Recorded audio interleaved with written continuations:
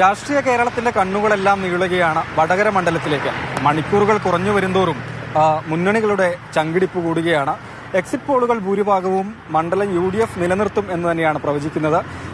മണ്ഡലം ഒരു കംഫർട്ടബിൾ ഭൂരിപക്ഷത്തിൽ വിജയിക്കാൻ കഴിയുമെന്നൊരു പ്രതീക്ഷയാണ് UDF ക്യാമ്പുകൾ പങ്കുവെക്കുന്നത്. 2019 86,000-ലധികം വോട്ടിന്റെ ഭൂരിപക്ഷത്തിനാണ് കെ മുരളീധരൻ വടകര മണ്ഡലം നിലനിർത്തിയത്. ഇത്തവണ ആ ഒരു നിലയിലേക്ക് പോകുമോ എന്നൊന്നും UDF ക്യാമ്പ് പറയുന്നില്ല. പക്ഷേ കംഫർട്ടബിളായ ഒരു ഭൂരിപക്ഷത്തിൽ മണ്ഡലം നിലനിർത്തും എന്നാണ് സ്ഥാനാർത്ഥി ഷാഫി പറമ്പിലും UDF ക്യാമ്പും ഒന്നടങ്കം പറയുന്നത്. വടകര ഷാഫി ഉണ്ട് ഉറപ്പാ. ഇപ്പോൾ പ്രകാരം നോക്കുമ്പോൾ ഷാഫി പറമ്പിലാണ് ചാൻസ്. നല്ല വിജയം അവർക്ക് തന്നെയായിരിക്കുമല്ലോ. എക്സിറ്റ് പോളിൽ അത്ര വിശ്വാസമില്ല.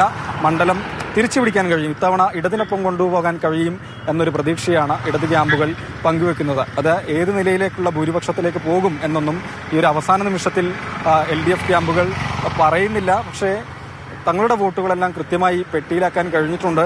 ശക്തമായ രാഷ്ട്രീയ മത്സരം നടന്ന വടകര ഇത്തവണ ഇടതിനൊപ്പം തിരിച്ചു കൊണ്ടുപോകാൻ കഴിയുമെന്നൊരു പ്രതീക്ഷയാണ് അവസാന നിമിഷത്തിലും, ആത്മവിശ്വാസമാണ് അവസാന നിമിഷത്തിലും LDF സ്ഥാനാർത്ഥിയായാലും ക്യാമ്പിൽ നിന്നായാലും നേതാക്കൾ പങ്കുവെക്കുന്നത്. മണ്ഡലത്തിലെ പ്രചരണം ഏറ്റവും നന്നായി നടത്തിയത് LDF ആണ്.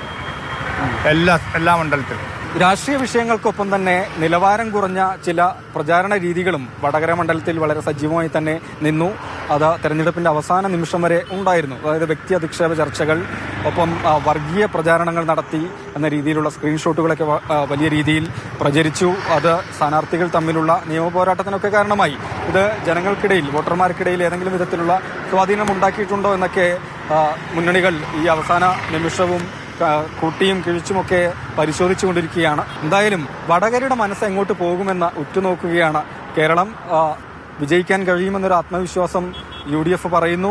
മണ്ഡലം തിരിച്ചുപിടിക്കാൻ കഴിയുമെന്ന പ്രതീക്ഷ LDF ക്യാമ്പും പങ്കുവയ്ക്കുകയാണ്. NDA സംബന്ധിച്ച് വലിയ അവകാശവാദങ്ങളൊന്നും മണ്ഡലത്തിലില്ല.